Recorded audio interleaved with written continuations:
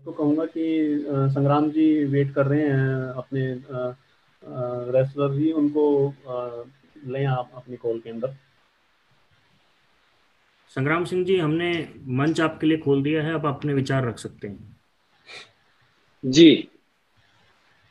जी, क्या आप सब सुन पा रहे हैं मुझे? हाँ जी, बिल्कुल। नमस्कार भाई साहब। भाई साहब नमस्ते। देखो, पहले तो मैं कहूंगा कि आप सबको ढेर सारी शुभकामनाएं, क्योंकि आप सब इतनी मेहनत कर रहे हैं यूके में रह के, क्योंकि आप सबको याद है कि हमारी परंपरा क्या है, सब कुछ है। मगर मैं एक बात कहना चाहूंगा कि भाई साहब, जाट है ना, एक खाली खाप नहीं है, एक कौम नहीं है।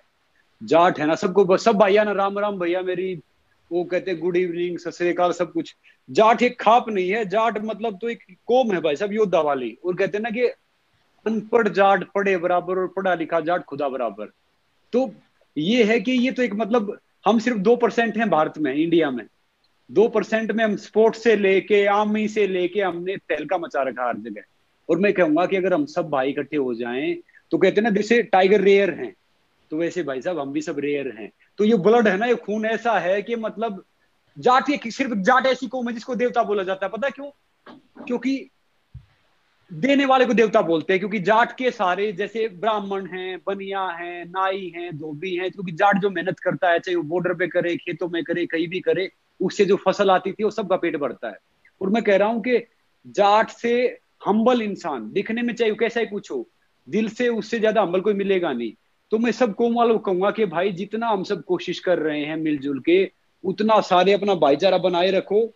सारे अपने एक दूसरे से कोऑर्डिनेट करके रखो के, और जितना इस चीज को आगे बढ़ा सके उतना आगे बढ़ाओ।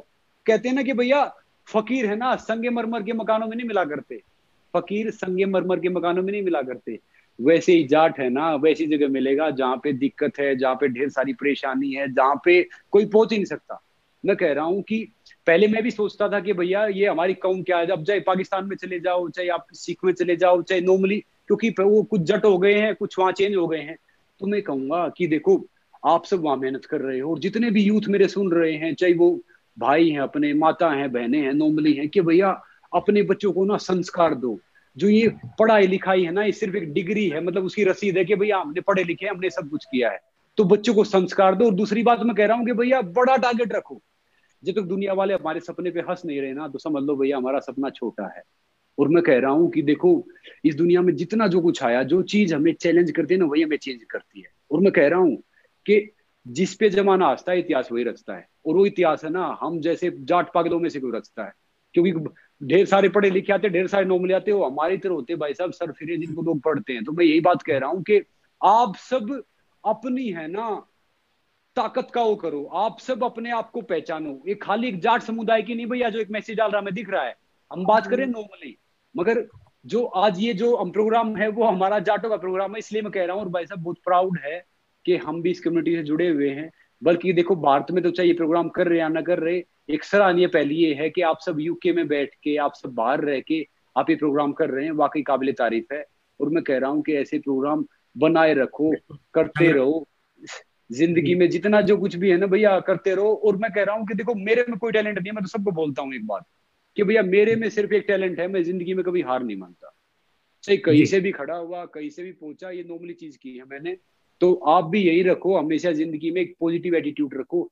और जितनी किसी का मदद का जरिया बन सकते हो ना भैया, वो करो। क्योंकि जिंदगी में दो ही जी। रास्ते हैं, या दे के जाओ या छोड़ के जाओ। जी। तीसरा कोई रास्ता है नहीं। तो चलिए, मैं बहुत कहना बहुत चाहूंगा। धन्यवाद संग्राम जी आपका। आपने बात ठीक हमारे है। सामने रखी, अपने विचार रखे।